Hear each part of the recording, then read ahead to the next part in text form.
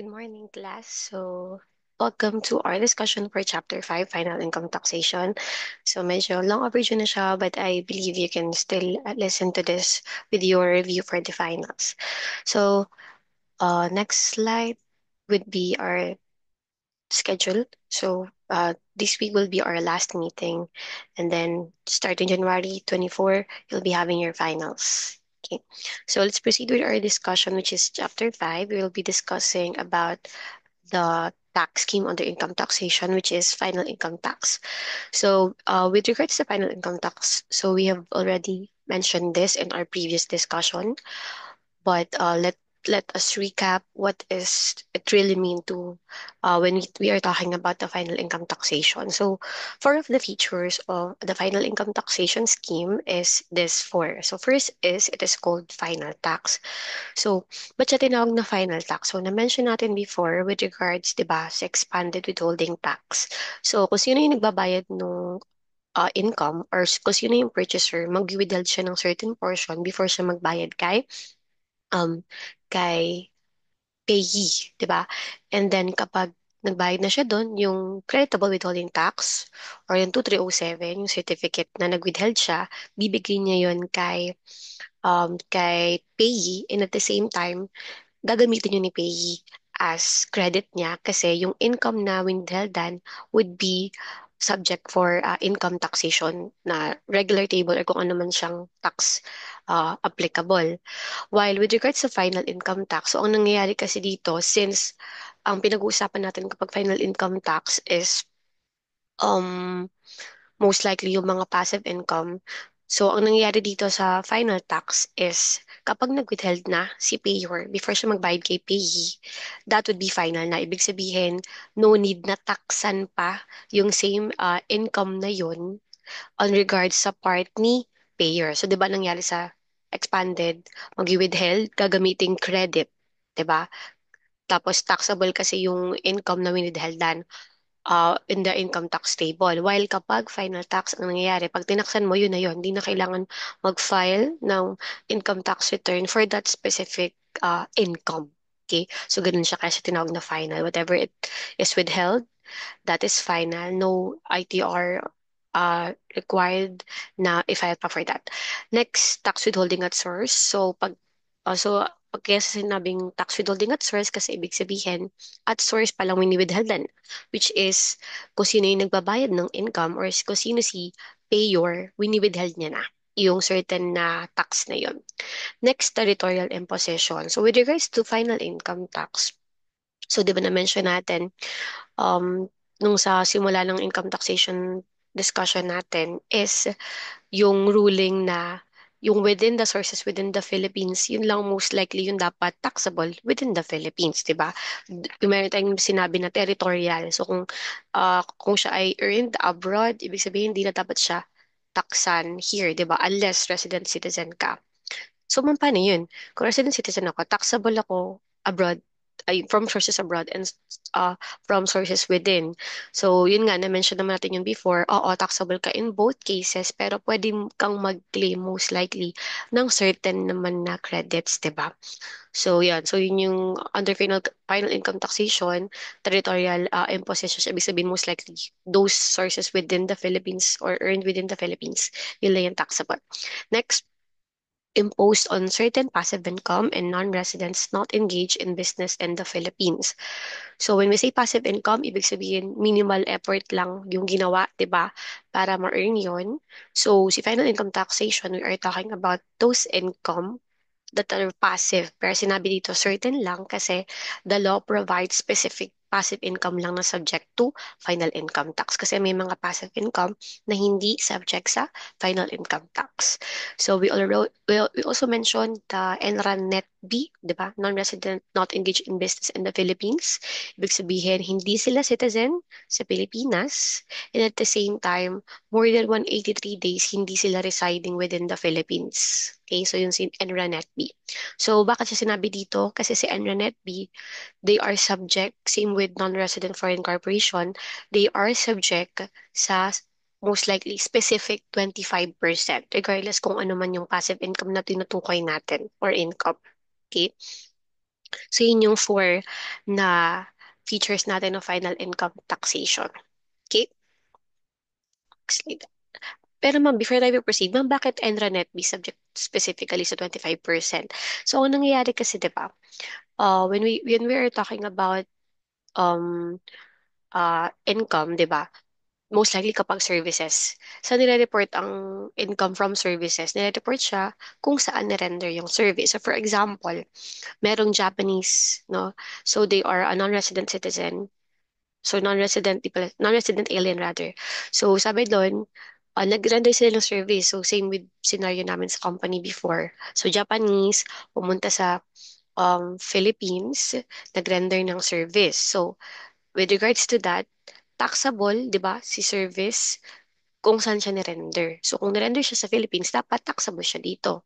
Pero since hindi naman pala siya residente dito, hindi din siya citizen, so most likely possible, hindi siya makapagbayad ng tax with regards to that.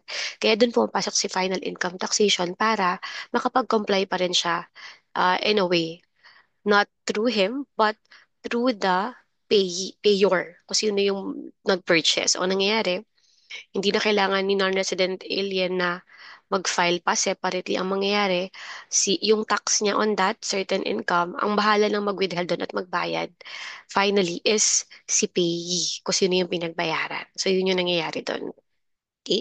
So, meron din sinesend or binibigay na certificates yung with 2307 sa expanded with regards sa final. Ang tawag naman doon, 2306. Ma'am, paano po yun? For example po, no, merong Japanese na nag-service dito, taxable siya sa Philippines, and at the same time, taxable siya abroad. So, ibig sabihin kasi, most likely, resident citizen siya sa abroad. Kumbaga, doon siya resident citizen. Ibig sabihin, with and without, taxable siya doon. So, paano yun, ma'am? Yung income niya, nataksan dito, nataksan sa kanila? Opo, nataksan yun. Pero since nagbigay ka nga ng 2306, di ba? Na parang certificate na nag-withheld ka for that certain payor. So, ang gagawin niya, yung 2306 na yan, gagamitin naman niya yun as tax credit sa kung saan man siyang bansa. So, ganun siya. Counterpart lang. Okay?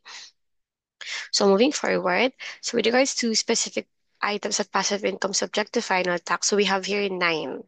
Okay? So, number one is yung mga interest or yield from bank deposit o kaya deposit substitute. So, when we say deposit substitute, discuss natin yan mamaya. So, next is number two, domestic dividends in general. Pag sinabing domestic dividend, ibig sabihin yung dividend na yun, ang nag-provide or nagbibigay is domestic corporation. Third, dividend income, pero specifically from rate or real estate investment. Okay. Next, number four, share in net income of business partnership, taxable association, joint venture, joint accounts, or co-ownership. So, di ba, kapag merong mga partnership, most likely may mga dinedistribute yan or merong share yung partners from that. So, wini-withhold din siya. Okay? Number five, royalties in general. So we already talked about royalties pero hindi in general kundi yung mga specific royalties na active in nature. Kasi si royalty in general talaga subject siya sa final unless specifically may mention sa problem na okay, actual pala to. Ay, hindi pala actual, active type of royalty. So pag active type, subject to regular pero in general, subject to final yun. Then number six, prices exceeding 10,000. So, we already mentioned this, di ba? If hindi nag-exceed ng 10,000, di ba?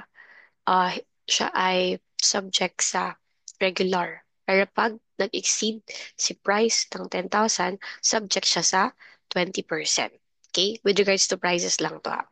And then seven, I see winnings. So si winnings, kahit magkano pa yung amount nan, subject siya sa final tax. Maliban na lang pag PCSO. Kasi pag PCSO, yung winnings kapag hindi pa nag-exceed ng 10,000 or less than or equal to 10,000, exempt sila. Okay? Number eight, informer's tax reward. So na-mention natin to nung nag-discuss tayo before with regards sa government tsaka taxpayer tax remedies. So, pag ikaw ay nagsumbong, may na-recover, may reward ka, and then yung reward na yun, taxable din yun. May mag-discuss natin siya briefly. And then number nine is interest income on tax-free corporate covenant funds. So, other than interest income on deposit and deposit substitute is meron tayong interest income din on tax-free corporate covenant bonds na subject din sa final tax na most likely 30%. Okay, so I present here the sell. Sorry pala, I forgot to mention if you are listening to this lecture, please do open your book on chapter 5, the book of Sir Bangawan with regards to 2023 and 2024 income taxation na edition. Now, okay, so let's proceed with our discussion. Okay, so let's proceed with our discussion. So before you proceed to the specific items of income, again, kapag an NRFC ka or NRA Net B, subject ka sa most likely 25% na final tax rate. So on the specific items, ito naman yung papakita natin. So on this slide, you can see may corporation part tayo, pero since the coverage of our semester is only in the individual. So, most likely focus tayo sa individual dito sa ating slide. Also, please take note if you are to memorize items, no, para mas madali yung mga outlier na lang yung tandaan nyo. Okay. For example, for example, mostly 20% siya, kailan lang 25. So, yung mga kakaiba, yun lang yung most likely tatandaan nyo. Kasi most likely, common lang naman yung other rates dito. Okay? Now, so let's proceed with the first item in our specific items of passive income, which is the interest income or yield. So interest income or yield from local currency bank deposit, deposit substitute trust funds, and similar arrangement are subject to final tax. So, si interest income, pwede kasi siyang may madaming sources, no? So, in the final tax na provision sa code natin, so kapag yung interest income galing sa local currency deposit is same lang din naman sa deposit substitute. So kapag galing sa bangko, ang short term is subject to 20%. Okay? Kailan siya 20%? Ay kailan siya short term? Kapag less than 5 years. Kapag 5 years or more, long term na yun. So kapag long term, exempt na siya. Okay, same yan kapag yung interest income ay sa local currency deposit or sa deposit substitute. Kaya lang sila nag-iiba. Nag-iiba lang ang treatment kapag interest income sa local currency tsaka sa deposit substitute is kapag local currency deposit, kapag nag-deposit ka sa mga non-bank institution, short-term man yan or long-term, subject yan sa regular tax. Okay?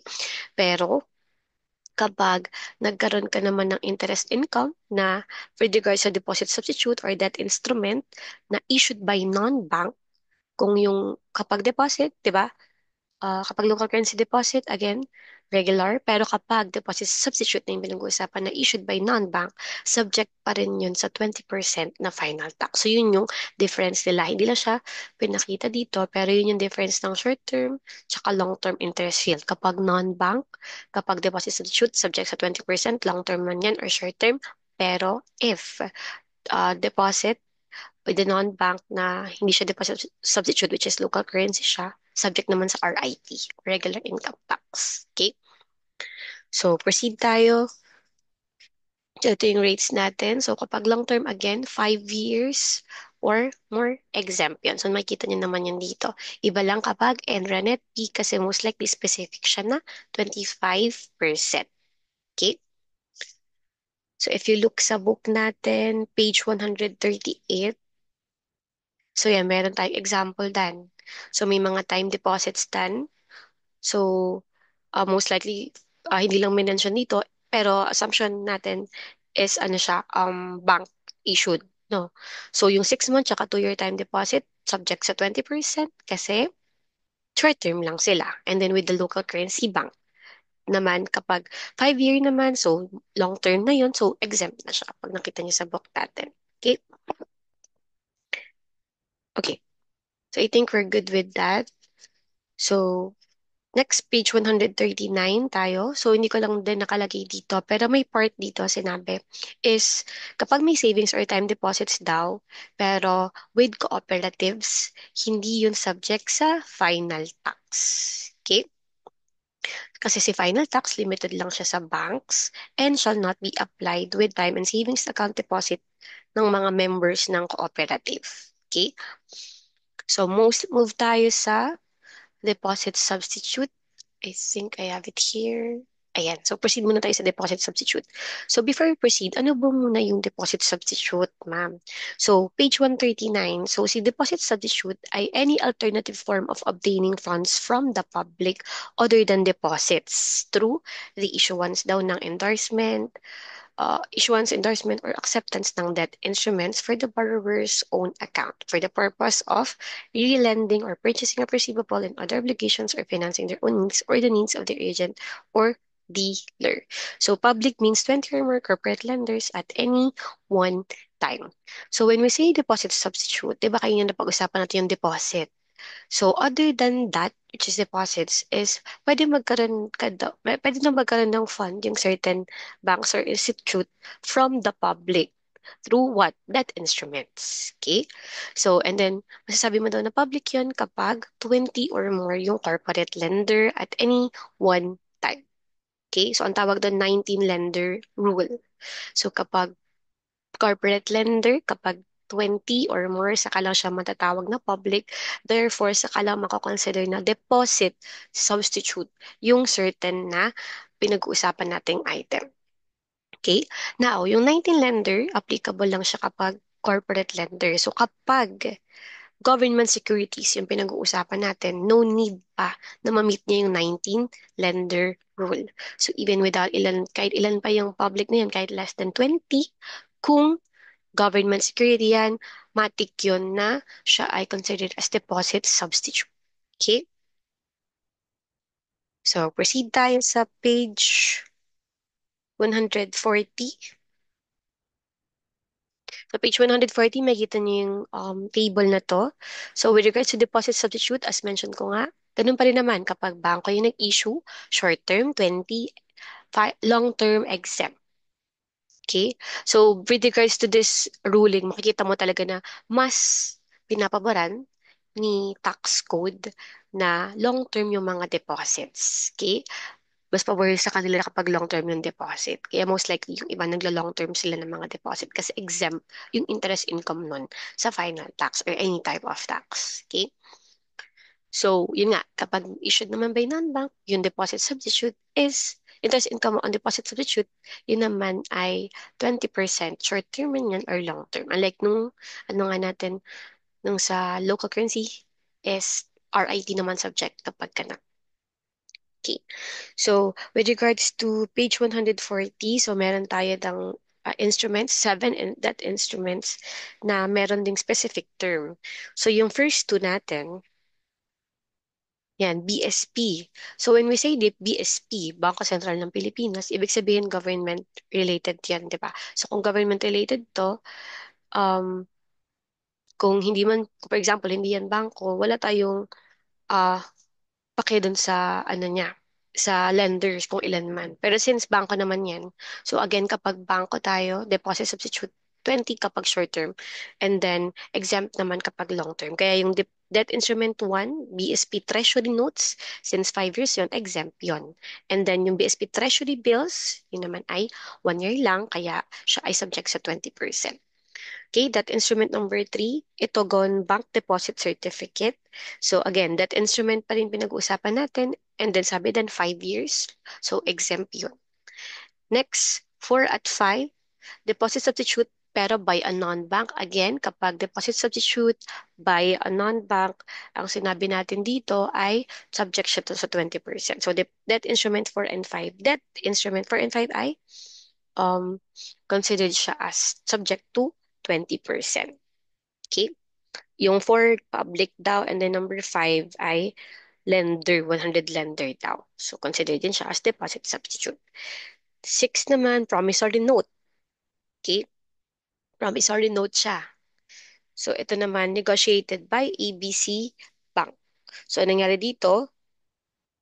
Pinautang daw si bangko. So, kung ano man yung interest income mo, kasi nagpautang ka kay bangko, yung 2 years na yun, hindi siya considered as deposit substitute.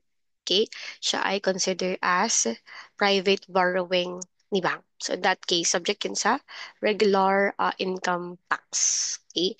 Then number seven, Katie Bank. Bonds participated out to 30 lenders. So bank institute siya and then 30 lenders. So under siya ng deposit substitute and at the same time since siya ay 8 years, so exempt yun. Okay? So ganun yung nangyayari dun sa scenario natin. So next tayo is letter C, trust fund or investment management account under page 141. So pa-read na lang ako nan, pero yung mga investment sa mga trust funds ng mga bangko are subject to the same final tax rule. Meron lang exemption sa long-term investment, pero dapat the following should be present. So you can read na lang page 141, trust fund or investment management account, A, B, C. A. So, proceed tayo. So, may mga instances, no, na meron kang long-term deposit. So, again, kapag 5 years or more, exempt yung interest income mo all throughout the 5 years. So, what if long-term naman talaga siya originally, pero ang nangyari, nagkaroon ng pre-termination. So, pag sinabing pre-termination is hindi mo na tinuloy yung 5 years, for example, na term niya. So, kung hindi mo pala tinuloy, in that case, hindi na talaga pala siya long-term. So, in that case, dapat pala nataksan ka dun sa mga previous years na na-exempt dahil nga long term ka initially.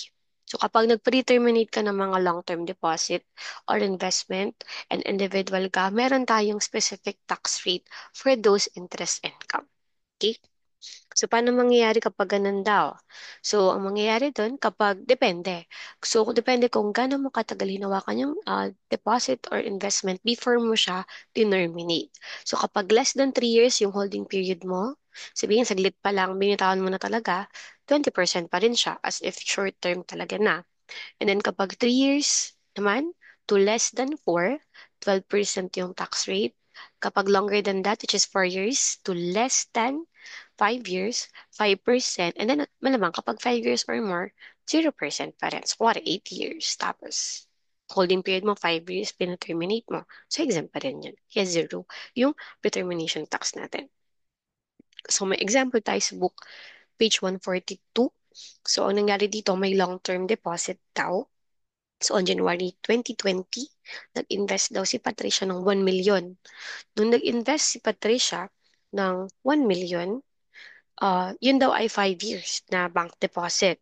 So, the deposit pays 10% interest annually. So, 1 million times 10%. So, most likely 100,000 yung interest income mo per year for the 5 years term. Diba? Now, pinreterminate daw the deposit on July 1, 2023. Okay, so kung pin-terminate on July 1, 2023, buong 2020, 2021, 2022, that would be 3 years. And then 2023 hanggang June 30, which is 6 months, sabihin 3 years and 6 months niya hinawakan yung investment before niya pin-terminate. So 3 years and 6 months, under yun ng ating 3 years, less than, 3 years to less than 4 years, which is 12%.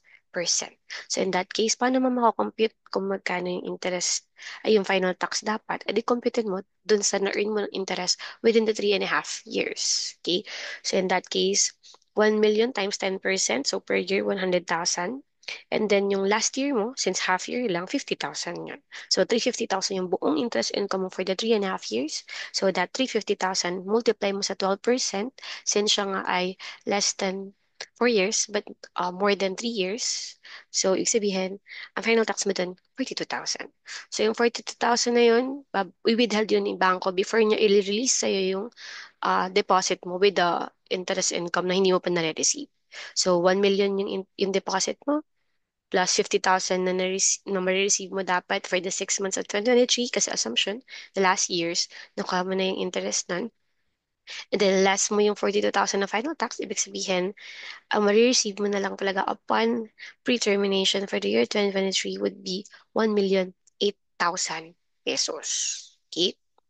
Now, so other than long-term deposits, so merong nangyayari na nag-pre-terminate ka din or naglipat ka or nag-negotiate ng investment certificate. Ibig sabihin, for example, ikaw yung may hawak, hindi mo tinterminate, pero tinransfer mo. Ibig sabihin, hindi na ikaw yung may-ari dun sa next na holding periods remaining.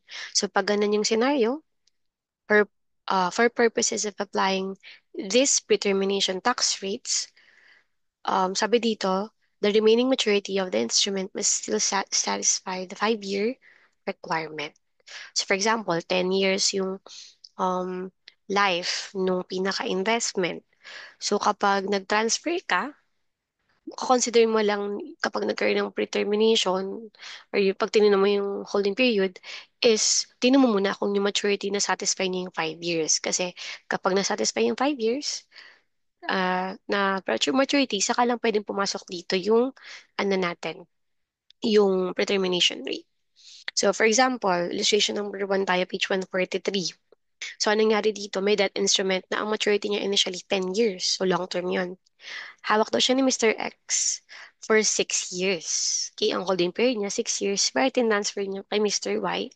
So kung 6 years yung holding period nun, 4 na lang yung natira. Na-meet ba yung 5 years? Hindi. So ganun yung nangyayari.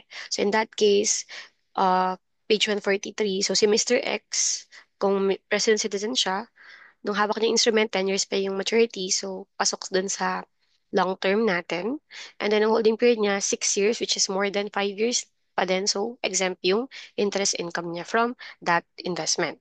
Now, si Mr. Y, nung nahawakan niya yung transfer, 4 years na lang yung remaining maturity. So, in that case, hindi niya na-meet yung dapat 5 years para ma-consider as long-term initially. So, in that case, is hindi mo na kailangan tingnan yung pretermination na to kasi in that case, short-term siya. So, kung short-term, subject sa 20% final withholding. So, same with page 143. So, sa illustration number 2, ganun pa rin. So, 10.75 yung maturity. Pasok dun sa 5 years na dapat na maturity niya. So, pwede mo nang tingnan yung holding period. Doon ka na mag-base kung ano naman yung rate niya. So, okay. So, apply mo lang yan dun sa the rest. And then kapag NRAN at B, pag mo nang tingnan to, 25% na yon matic, regardless. No? So, next naman natin ay foreign currency deposit with foreign currency depository bank. So, kanina, di ba, local currency lang. Ibig sabihin, peso lang yung mga deposit mo. What if daw, foreign currency naman yung deposit mo with foreign currency depository banks? So, sabi dito, the interest income from FCDU or EFCDU by resident is subject to final tax of 15%. Take note, sabi dito, resident. Ibig sabihin, pag hindi ka residente, hindi siya 15%. Okay? Pag residente ka lang, subject sa 15%. Bakit kaya? Kasi, kung non-resident ka, di ba? Di ba na-mention natin ang ruling kung saan yung residence ni debtor, dun siya, kung saan yung residence ni debtor, dun siya taxable or dun siya earned na source. So, kung non-resident pala to, and then foreign currency depository bank, so it's as if parang external to external or foreign to foreign, so kaya exempt siya. Okay? And then kapag residente ka naman, since ano ka, taxable ka within, without. So kapag residente ka, pag meron kang interest income from foreign currency deposits at the foreign currency depository bank, subject yun sa final tax. So yun yung reason doon. Kaya pag non-resident, exempt. Kasi di ba, hindi ka taxable within, without. Okay? Within lang. So, proceed tayo. So, page 144. So, may mga instances na joint yung deposit. So, pag joint, edi allocate mo na lang. Okay, as simple as that. And then, apply mo yung applicable na tax rate. Okay, which is 15% most likely or exempt. So, page 145, minention din dito sa ano natin is kapag may mga interest tayo na subject sa regular. So, na-mention tayo natin to na nag-discuss tayo sa inclusions in gross income. So, kapag merong interest income from mga lending activity, mga promissory notes, or foreign sources, whether bank or non-bank, consider yun as subject to regular tax. Okay? So, next, dividend tayo. So, dividend, alam na natin kung ano yung meaning ng dividend and meron din tayong types of dividend, di ba? Pwedeng cash, property, scrip, or stock. So, alam niyo na yan with regards to our normal accounting. Now, as a rule daw, dividends are income subject to tax. Okay, kaya na-mention na dividend income, di ba? So, subject to tax daw si dividend income as a rule. However, the following are not income for taxation purposes. So, ano yung mga yun? Stock dividend tsaka liquidating. Kasi hindi naman sila uh, income talaga. Di ba? Parang anong nangyari, transfer lang siya kapag stock dividend and then kapag liquidating naman is exchange of property, not necessarily income. E di ba pag income, doon lang siya pumapasok sa income tax ano natin, scheme. Okay?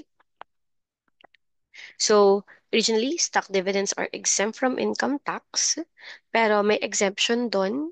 So, if you read page 146, may instances na si stock dividend ay subject sa income tax if that is uh, based on subsequent cancellation and redemption of that said stocks or if it leads to substantial alteration in ownership.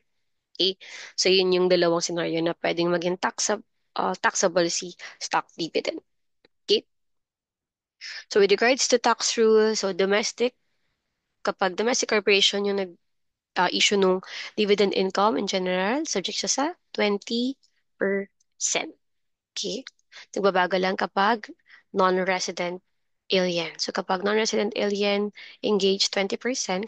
Kapag not engaged, 25% naman siya subject. Okay? And then kapag next naman tayo, what if, ano naman, from real estate investment trust or REIT. So kapag ano naman, kapag resident citizen ka, 10% daw, resident alien, 10% pa rin. Pero exempt siya kapag non-resident citizen ka. Okay? So kapag non-resident alien or NRENet yung pinag-uusapan, 10% or pwedeng magbago daw, depende daw sa applicable tax treaty. Okay? Okay.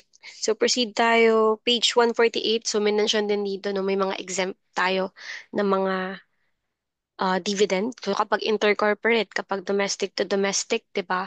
Exempt 'yun. Kapag cooperative, exempt din 'yun. And then kapag foreign source dividend, exempt from regular tax. So proceed naman tayo sa yan, again, pag from foreign yung dividend income, subject sa regular. Okay. So proceed tayo sa share in net income. Yan, so yung share in net income daw sa mga partnership, joint venture, etc., ay subject daw siya sa final tax. Okay? So, kapag citizen or resident ka, ito yon 10%. Pag NRA at B, 20 pa rin. And then kapag NRA net B, 25% pa din. Okay? So, Kun- move na tayo. So, as simple as that, more on sa ulahan lang talaga tayo ng rates. So, with regards to royalty, so na-mention natin to before, kapag active, di ba, subject sa regular, pero if, in general, subject talaga siya sa final. Okay? So, in general, 20% talaga siya. Pero, if siya ay pertaining daw sa passive royalty from books, literary works, and musical composition, 10% siya. So yung mga e-books, other sources, mga cinematography, films, 20 pa rin siya. Nagbabago lang kapag pinag-uusapan na natin is musical composition books or literary works. Okay? Next, prizes. So, na-mention na din natin to before, kapag 10,000 and below yung prize, subject sa 10, sa regular tax rather kapag 10,000 and below. Again, pag prizes, ibig sabihin, di ba magkaiba si prizes tsaka si winnings. Kasi sa winnings, merong game of chance. Kapag prizes, it's not by chance. Okay? So, taxable prize, kapag 10,000 and below, regular tax subject. Pero pag above 10,000 na, papasok na tayo dun sa 20% na tax rate natin. So, may mga exempt prize din tayo. Na-mention natin yan before. Kapag mga Nobel Prize, and then kung ano-ano pa, subject yun sa, hindi siya subject, I mean exempt siya pala sa na prizes. Then may mga requisite din, you can read na lang din page 151. Okay? And then let's talk about winnings. So in general, kapag other sources of winnings or winnings itself lang, walang term na PCSO. Pag sinabing winnings, subject yan sa 20% na tax or final tax rate. Okay? Regardless of the amount. Maliban na lang pag PCSO. Kasi pag PCSO ang Lotto winnings, siya ay kapag less than or equal to 10,000, exempt yun. Pero pag nag-exceed na sa 10,000, subject na yun sa 20% tax rate. So actually, before train law, si PCSO and Lotto winnings, regardless of the amount, exempt yan, tax-free siya. Pero nung nagkaroon na ng revision of the law, so yung exempt na lang is yung less than or equal to 10,000. Pag nag-exceed, subject na sa final tax na 20%. Okay? So, yung PCSO winnings na tax rule applied to sa per ticket basis. So, hindi mo i-consolidate lahat ng lotto winnings mo saka mo tataksan. Okay, per ticket basis siya. Okay?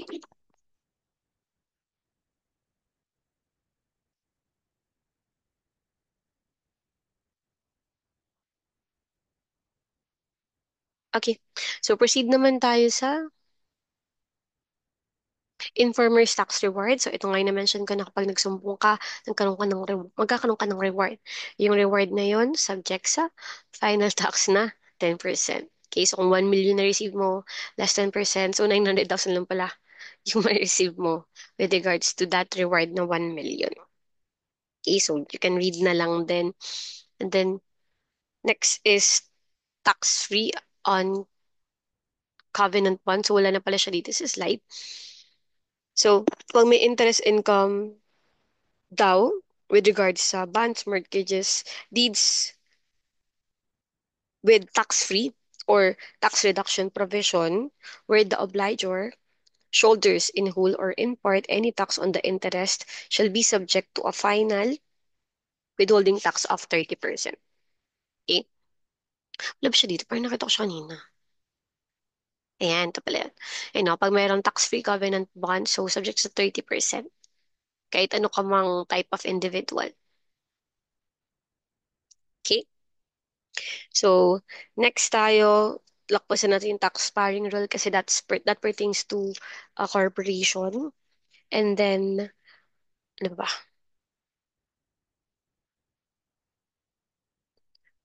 So, yung page 154, discuss naman natin yung CGT and others. Okay? So, wala na din sa slide ko, pero let's discuss na lang din yung page 156, other final income tax. So, ito yung mga other types of final income tax. So, kapag, yun nga, yung fringe benefit tax, that's a type of final income tax. So, chapter 11, mali-discuss yun. Number 2, yan, yung mga interest and other income payments to depository banks under EFCDU. So, yun din daw ay type ng final income tax. Okay? Pero yun ay with regards sa Corporation Chapter 15A. Then number 3, income payments to subcontractors of petroleum service contractor. So, meron din tayong final tax for that na most likely ay 8%. So, you can read na lang page 156. And then lastly, final withholding tax return. So, meron tayong final withholding tax return. So, 0619F, yung monthly niya, na first 2 months of the quarter, ang due date niya, 10th day of the following month. So, kung nag-withhold ka ng January, February 10, that ma-file mo na yun. And then, 1601FQ, meron tayong quarterly din na remittance return, na ito naman ay on or before last day of the month following the quarter. So, kung first quarter, since individual tayo, wala namang fiscal, di ba? So, yung first quarter, ang due date nun, before last day ng April. On or before last day of the month of the following the quarter. So, that would be April 30, for April 30. Okay? So, kapag EFPS ka, may mga specific din na specific day for that. So, you can read that page 157. And then lastly, page 158 sa book natin. So, minention din yung mga entities exempt from final income tax. So, you can read na din yan, yung mga GPP, yung mga Qualified Employee Trust Fund, PERA, okay, mga international, and also yung mga GOCC with regards to foreign government. Okay? So, you can read that. So, So, let's discuss in the next discussion, chapter 6 naman ng book ni Banggawan, which is the capital gains tax. Okay, and then lastly, FPT, which is also a type of the final income tax. Okay, so that would be all, class. Thank you so much. Bye-bye.